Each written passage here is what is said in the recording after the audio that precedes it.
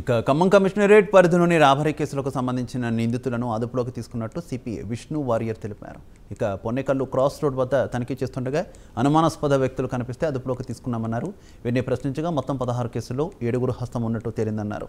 వారి వద్ద నుంచి 1 కేజీ బంగారం, 17,50,000 రూపాయల చోరీ సొత్తును స్వాధీనం చేసుకున్నట్టు వెల్లడించారు.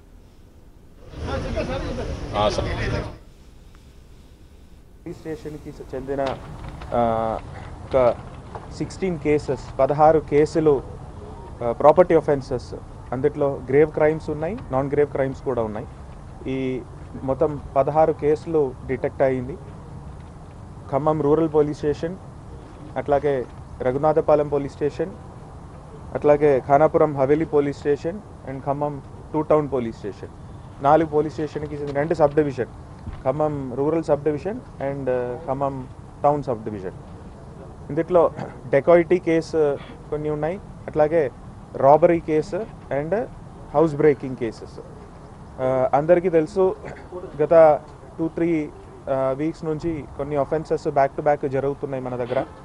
అయినప్పటికీ కూడా ఈ యొక్క గ్యాంగ్ని, ఈ డెకాయిటీ గ్యాంగ్ని దొరకపెట్టడం అనేది చాలా అది తక్కువ